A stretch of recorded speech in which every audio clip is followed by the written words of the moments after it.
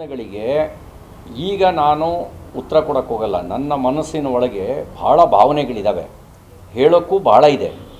ಆದರೆ ಈಗ ನಮ್ಮ ಗುರಿ ಇರ್ತಕ್ಕಂಥದ್ದು ಮೋದಿಯವರು ಮತ್ತೊಮ್ಮೆ 3ನೇ ಬಾರಿ ಪ್ರಧಾನಿಯಾಗಬೇಕು ರಾಷ್ಟ್ರಹಿತದ ಕಾರಣಕ್ಕೆ.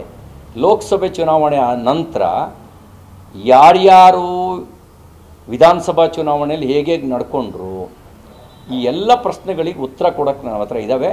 ಲೋಕಸಭೆ ಚುನಾವಣೆ ನಂತರ ಭಾಳ ವಿಷಯಗಳು ಹೇಳೋಕ್ಕಿದೆ, ಹೇಳ್ತೀನಿ. ಈಗಲ್ಲ, ರಾಜಕಾರಣ ವೈಯಕ್ತಿಕ ನೆಲೆಯಲ್ಲಿ ಮಾಡೋದಾದರೂ ಕೂಡ ಲೋಕಸಭೆ ಚುನಾವಣೆ ನಂತರ. ಈಗ ಕೇವಲ ರಾಷ್ಟ್ರಹಿತ ಮಾತ್ರ. ಪಕ್ಷಗಳಿಗೆ ಈಗ ನಾನು ಉತ್ತರ ಕೊಡಕ್ಕೆ ಹೋಗಲ್ಲ. ನನ್ನ ಮನಸ್ಸಿನ ಒಳಗೆ ಭಾಳ ಭಾವನೆಗಳಿದ್ದಾವೆ, ಹೇಳೋಕ್ಕೂ ಭಾಳ ಇದೆ. ಆದರೆ ಈಗ ನಮ್ಮ ಗುರಿ ಇರ್ತಕ್ಕಂಥದ್ದು ಮೋದಿಯವರು ಮತ್ತೊಮ್ಮೆ 3ನೇ ಬಾರಿ ಪ್ರಧಾನಿಯಾಗಬೇಕು ರಾಷ್ಟ್ರಹಿತದ ಕಾರಣಕ್ಕೆ.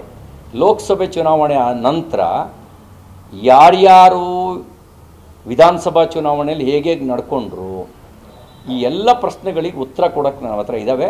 ಲೋಕಸಭೆ ಚುನಾವಣೆ ನಂತರ ಭಾಳ ವಿಷಯಗಳು ಹೇಳೋಕ್ಕಿದೆ, ಹೇಳ್ತೀನಿ. ಈಗಲ್ಲ, ರಾಜಕಾರಣ ವೈಯಕ್ತಿಕ ನೆಲೆಯಲ್ಲಿ ಮಾಡೋದಾದರೂ ಕೂಡ ಲೋಕಸಭೆ ಚುನಾವಣೆ ನಂತರ. ಈಗ ಕೇವಲ ರಾಷ್ಟ್ರಹಿತ ಮಾತ್ರ. ಪಕ್ಷ